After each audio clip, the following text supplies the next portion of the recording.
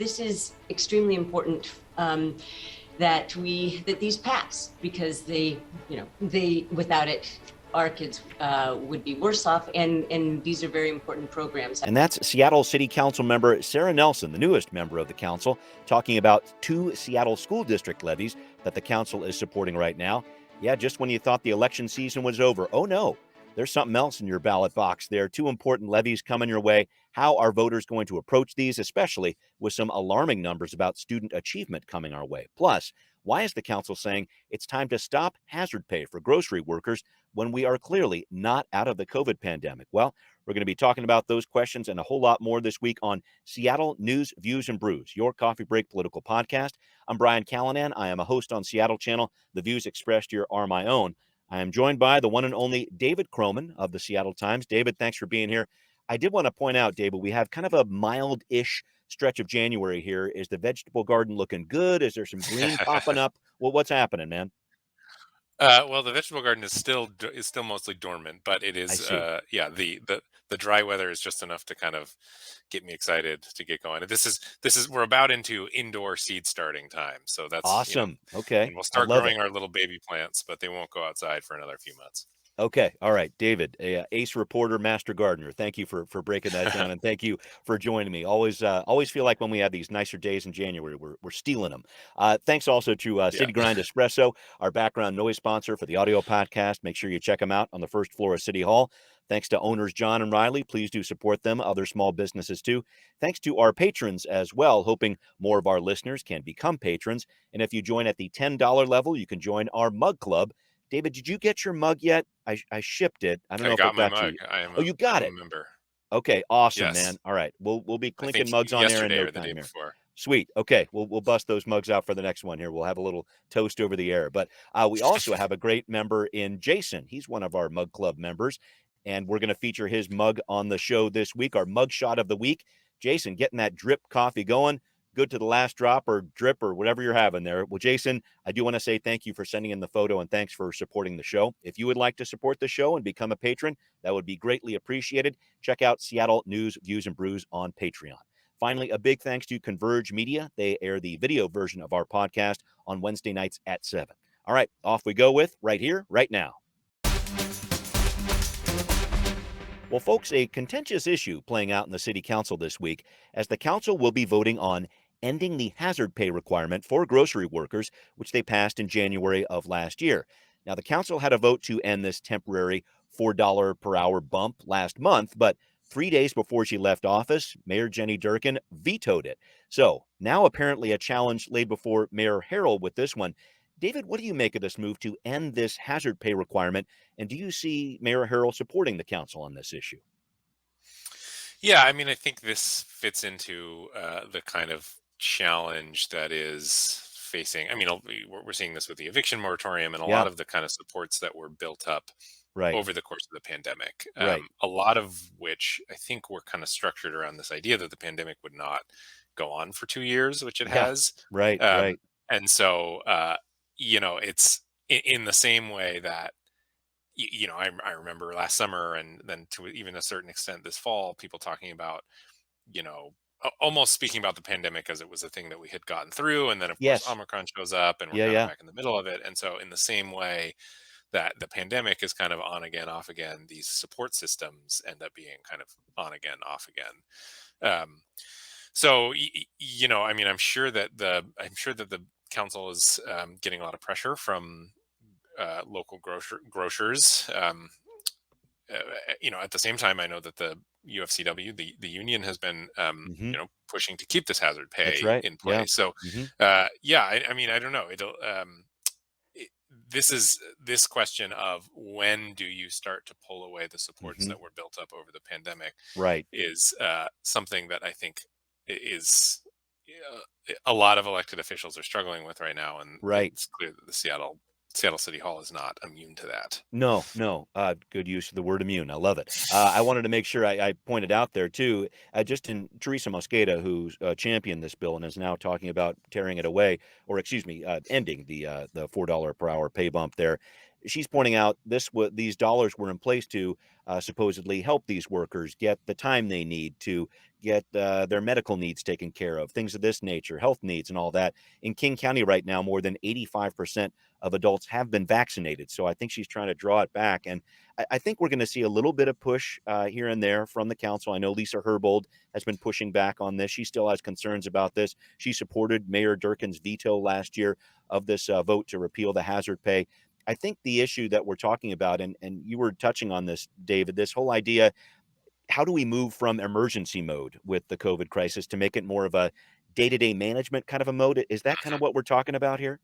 Yeah, I think so. I think that's a concise way of putting it, which is Mm, these were a lot of these were intended as emergency right. supports.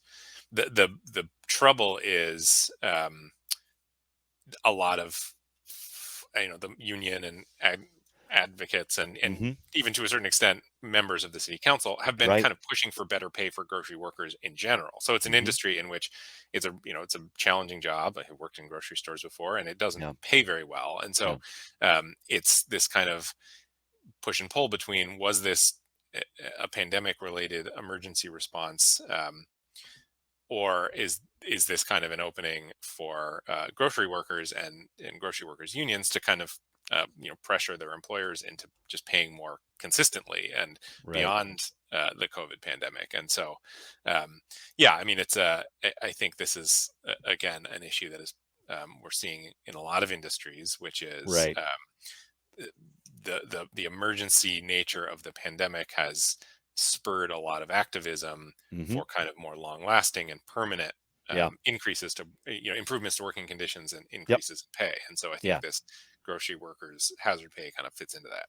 Yeah, how are we going to come out on the other side of this in better shape? Thank you for breaking that down. I should point out as well, in terms of this legislation from the council this week, they're talking about ending hazard pay, but the other requirements we're talking about here, the record keeping, the prohibition against retaliation, things of that nature, enforcement as well, when it comes to all this, those would remain in place for 3 years. So the council wants to make sure there are still protections in place for those grocery workers. So we'll keep track of this issue and what's going on there. But I did want to move on to another issue here, if I could, with you, David. City Light, there's actually a meeting at the committee level for this week. Sarah Nelson, actually her first committee meeting here. Economic Development Committee is what she's overseeing.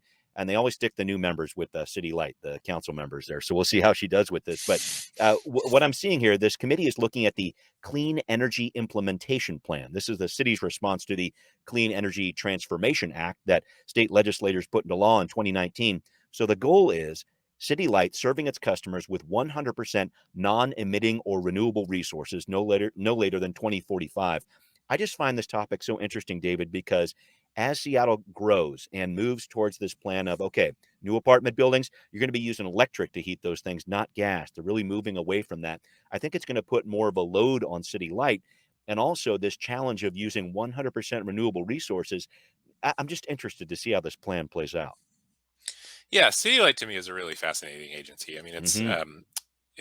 one of not very many municipal power utilities. Yes. A lot Yeah, of in the the West country. Coast Hmm. gets most of the West Coast gets their energy from private companies. Hmm. Most of the rest of Washington State gets from Puget Sound Energy, and um, California PG&E. Hmm. Notoriously. The City Light, though, I think a lot of actually what City Light is facing is almost the opposite problem, which is, Hmm. because buildings are becoming more and more efficient. Um, Actually, like, electrical output is and use is not quite what it used to be, and so Mm. for a few years now, City Light has been on this kind of path in which a lot of their advocacy for more efficient use of electricity is Yeah, actually creating a hit on their revenues, which that's is, right. That's right. um, and they have been able to make up for that to a certain extent for a while by reselling power, to the open market, because Yes. Seattle is nothing if not full of. I mean, we have plenty of electricity because we've got these Hmm. massive dams, Yeah, right. but that market is not what it used to be, and Right. so Seattle people are just not using as much electricity. So, Hmm. I think that as far as their load, I mean, I don't think Hmm. that's going to be a problem. In some ways, it's Okay. going to be the opposite problem. Mm-hmm. Um, but the of any.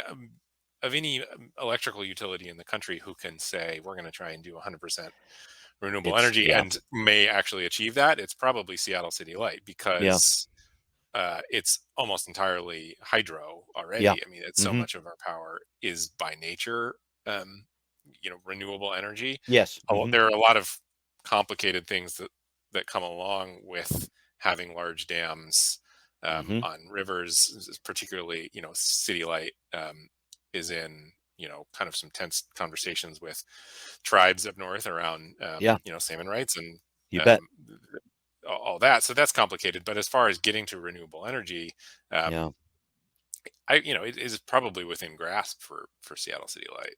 Yeah, it's going to be so interesting to watch this. I know I read recently your colleague at the Times there, John Talton, talking about maybe nuclear needs to be more part of the equation here, which was a big, big concern 30, 40 years ago, 50 years ago.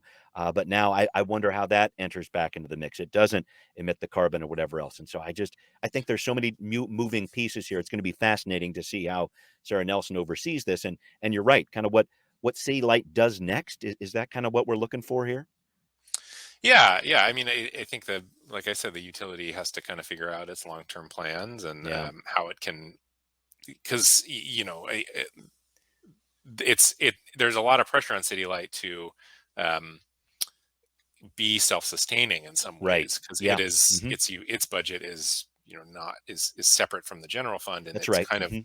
it's supposed to be kind of Sustaining. self-perpetuating Yeah. Mhm. and self-sustaining.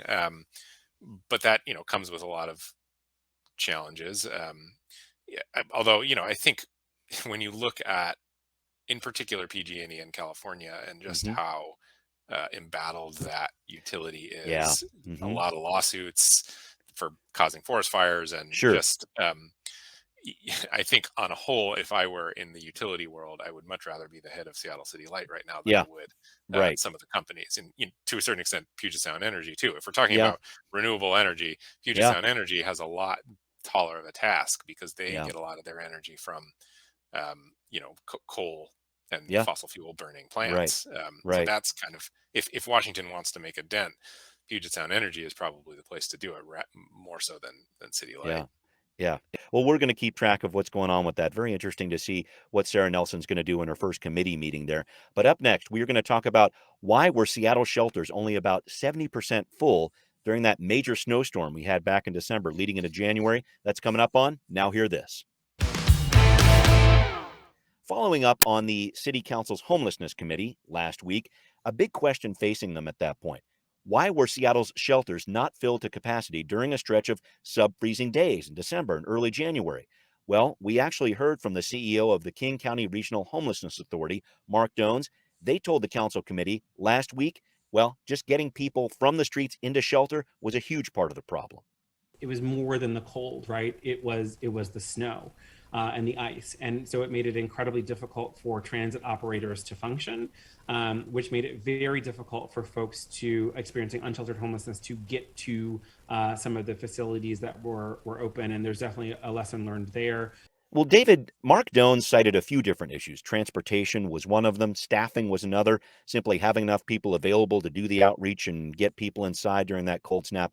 And to answer some of these concerns, Doanes asked the council for an emergency fund, some extra dollars, to give the King County Regional Homelessness Authority some more flexibility during these cold weather emergencies to react, maybe pay the staff a bonus for working in challenging conditions. But I really feel like this age-old question is coming back to a head here. Does the KCRHA need more money, or do they need better coordination? Some thoughts about this. Yeah, I mean, I think that there's a difference in some ways between the cold weather response, which is an emergency response, Yeah, and then their kind of long-term goals of building more housing, and getting right, people right, right, right. off the streets. Hmm. The challenge with the cold weather housing is, because it is an emergency response, it's, you're setting up emergency shelter, and in addition to all of the kind of well-defined issues around getting people to shelter, including transportation and keeping the shelters open with enough staffing, in general, a lot of people just are not interested in emergency shelters, and for many people, for good reason. I mean, they historically have demanded kind of you're there in very specific times. You have to show up kind of early in the evening and then leave really early in the morning. And Right.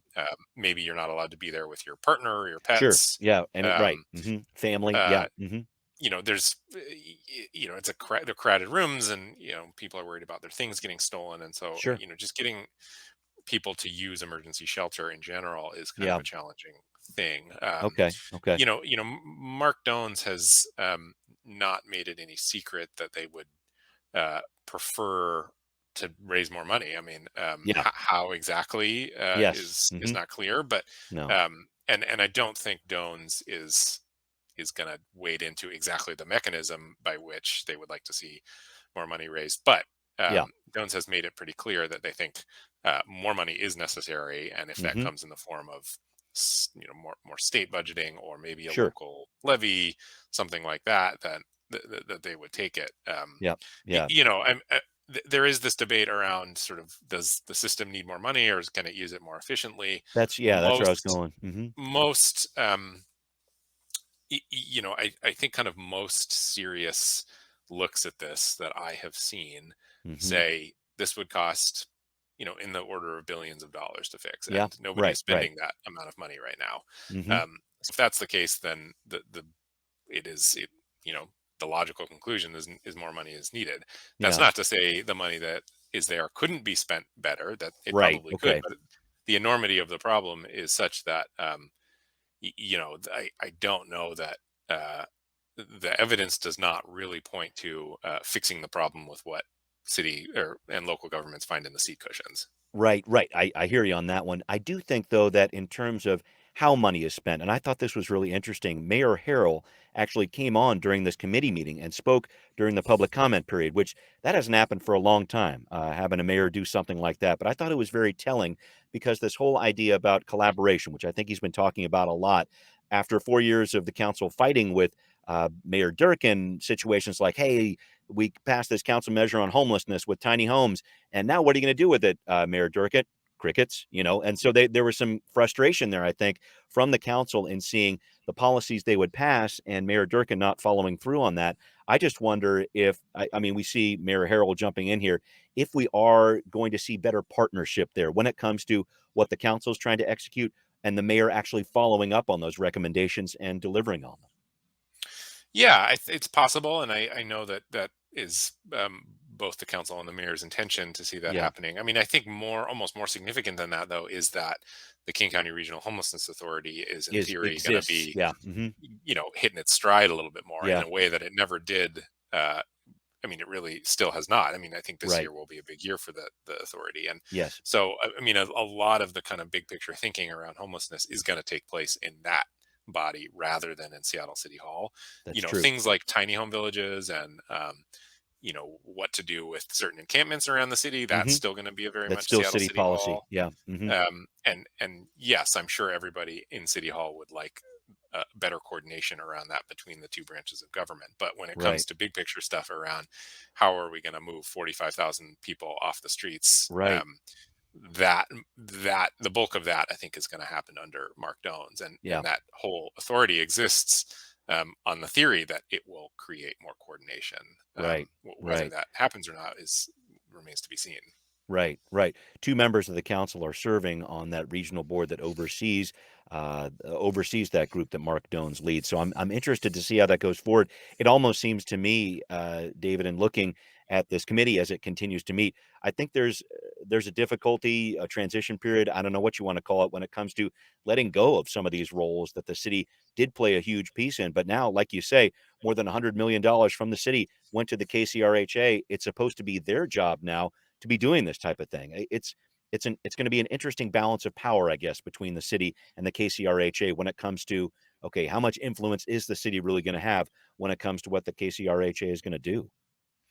Yeah, and I think that's the kind of make or break of this Yeah, is because the truth is that Seattle is putting the most most money in. Yeah, money into this thing, and um, wants to see it spent in a way that they believe is based in evidence and based yeah, in best practices. hmm But there's going to be some disagreement about that from especially from some of the suburban cities. And so oh whether yeah, Mark Dones can hold that coalition together and see that money spent effectively is kind Yeah. of it's kind of I want to say $64,000 question, but it's That's a lot significantly more than more than that. $64,000. Yeah, I know, I know. Yeah, inflation, you know how it Yeah. is. Yes, no, we'll definitely be watching that relationship as it moves forward here. But I wanted to move on to another issue, if I could, with you here, David, and make sure everyone checks their mailbox because there is a ballot in there, folks. We're talking about two school district levies up for a vote, one for capital investments, one for programs there, and your ballots are due February 8th. So fair warning to everybody. So Seattle voters love their school levies. They haven't turned one down in decades. I have actually found it difficult to find out the last time they did turn it down. I found one in the 60s or whatever else. It sounds like it's been quite a while that they supporting these. And I ask, is this another slam dunk here with a question mark at the end of it, David? Because I'm wondering if people are looking at our school system and really tracking some of the headlines we're seeing about the substantial loss of learning shown on these recent student assessment tests. Is that going to have an impact on the vote? Some thoughts about these school levies that we have in front of us right now. Yeah, I think there's a lot to be said about school levies and the state of schools Mm, right now. I think it is a slam dunk. I yeah, don't think Seattle voters are going to turn this down, yeah, especially now. That said, yeah. I mean, that said, school levies in and of themselves are really interesting and have been getting another look. I mean, Hmm. there's a lawsuit right now pending that my colleagues at the Seattle Times wrote about, Yes. which would kind of takes on this question of school levies pretty directly in a way that the Hmm. McCleary decision before it never quite did, which Yes. is the Hmm. decision that led to the conclusion that Washington State was constitutionally It's unconstitutionally underfunding education in yeah, Washington which State, is but it the never paramount duty as expressed in the state right, constitution. Keep going. Yeah. but it never really took on this question of school levies, which are pretty pretty by nature Hmm. unequal Yeah. because there are places like Seattle where Hmm. because they're based on property values. So there are Hmm. places like Seattle where property values are going sky high. So Yep. versus other places in the state where they are not. And so if people in Seattle vote to do a 0.1% increase to their property taxes, that's like Hmm. the equivalent of like a 3% property tax increase in poorer communities. And that Yes. in of itself kind of creates inequities. And then just on top of that, you've got politically, we're I feel pretty confident saying Seattle voters are going to pass the Seattle levy. But Hmm. I live in Kitsap County. I'm seeing a lot of there's a school level levy out here too. I'm seeing a lot of signs saying vote against it. And so politically, you get these little pockets where people are just less interested in raising taxes, and Yeah. that which is their prerogative and they're allowed to Of do that. course. But Yeah. at the Hmm. end of the day, it does leave those school districts with less funding Yeah. because so if you are a child who grows up in a community that's not interested in passing school levies, Hmm. your school isn't going to be as well funded. And That's right. so there are a lot of pretty deep seated issues with just the whole funding mechanism surrounding school levies, and it'll be Hmm. interesting. I think that is going to be a big conversation over the next few years around I what Washington State does or doesn't do with these. I sure hope it is because I feel like you and I both covered that McCleary situation for so many years. And while they said, "Hey, it's fixed," a couple years ago, it sure doesn't come across that way in terms of the local districts that I look at. I think it's real it's difficult. It's been difficult to watch this play out. But back on Seattle, I think this is really interesting here, David. I guess the hope for Seattle Public Schools is let's get these levies passed and then work on finding another superintendent. Dr. Brent Jones took the job last year, a 14-month gig, so his term ends at the end of the school year in June. Very difficult position, bit of a revolving door. Jones, the sixth person to hold the superintendent's job over the past 11 years. I just want to figure out who wants this job, leading Seattle schools, especially at a time when there's been some different labor unrest over the conditions in the schools and things of that nature, how COVID was handled or whatever else. And we're not out of the pandemic yet. I should make sure that we make that point as well. I wonder what happens there and who wants that job if they can convince Dr. Jones to stick on for a longer period of time. Any thoughts about that? Kind of the future of Seattle schools and what happens?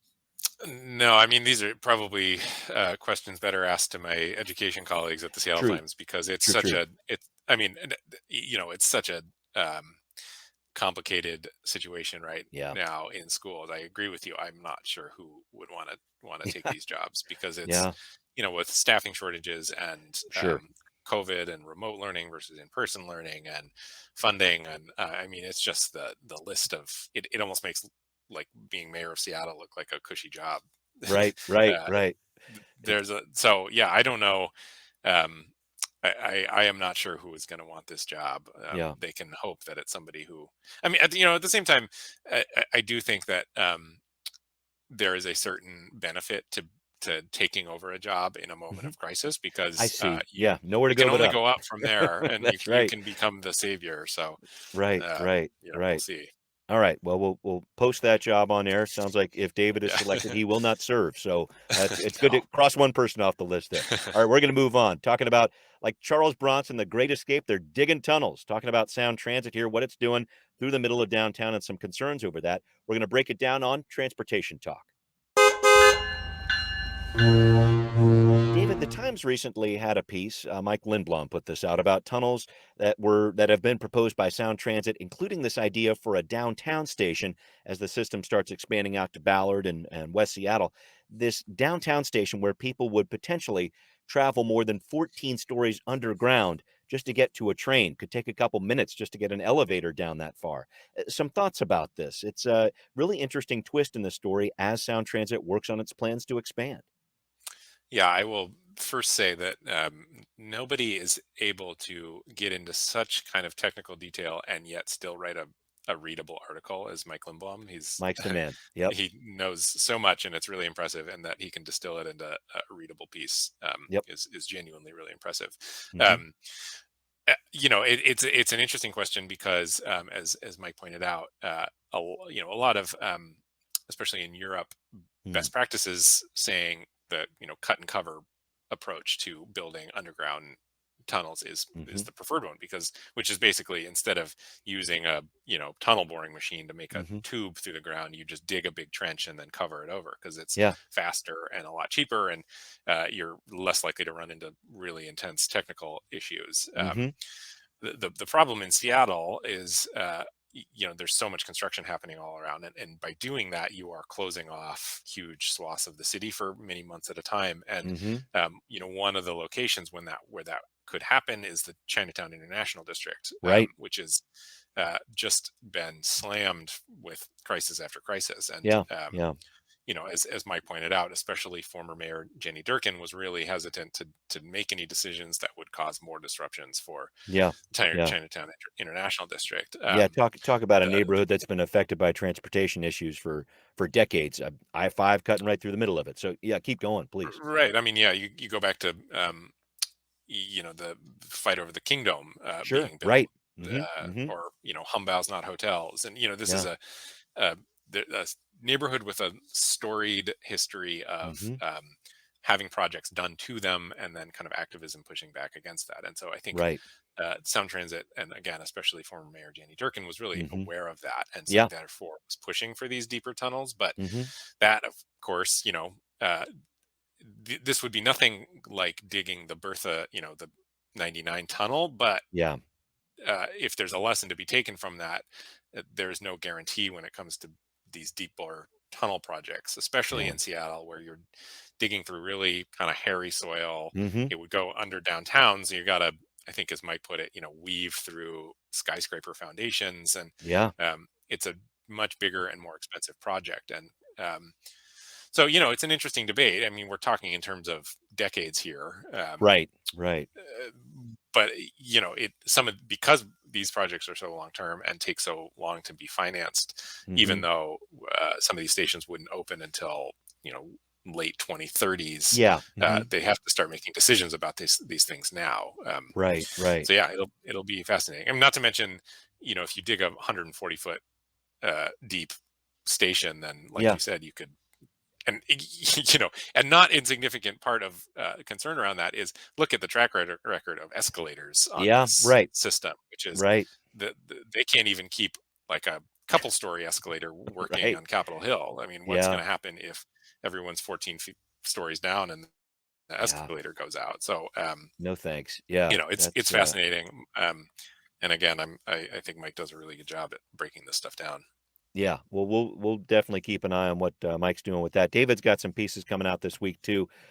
We embargoed so far, but some great stuff you're going to learn from David here later on this week in the Times as well. It is time to wrap up, David. I wanted to point out I've been seeing online you're watching this Station 11 show, so this Oh yeah. futuristic dystopia thing on HBO Max. Basic idea: swine flu takes over, kills most of us. Airport's a safe haven. I don't want to give too much away, but my question is what you're learning from the show. Is it that we all are going to need some really cool costumes in the future because the costumes in this thing are nuts in this show? Or is it that we need better protection from wolves? Because that's Yeah, total, it's right. happening like crazy in the show too. Anything you have learned from the show that you can pass on to our listeners? Well, the only thing, I mean, I thought it was a great show, and I really enjoyed watching it. The only thing is that it takes place in Chicago and Michigan and the Mm-hmm. Midwest, and I'm screaming at the TV the whole time, like I can't think of a possibly worse place to spend the apocalypse than Right. the suburbs of Chicago, where it's Yeah. 100 degrees and muggy in the summer and Uh-huh. 2 degrees in the winter. So Right. Right. Good luck with that. at least we're in a relatively temperate location if the swine flu comes for us. Right, right, right. Great place to try to survive here in Seattle. So we'll see how that goes. David, thanks. TV reviews. What can't this guy do? This is good stuff. Thank you very much, David, as always, for helping me with this. Thanks also to our patrons. Thanks to everybody who's listening. It's Seattle News, Views, and Brews, where you can always find out what's brewing in local politics. Subscribe on iTunes, Spotify, wherever you might listen. Again, please do support the show on Patreon. Always, always appreciate it. Thanks also for watching on Converge Media. We will see you soon. Seattle News, Views, and Brews is an independent production of Kcrha Media Services. Copyright 2022.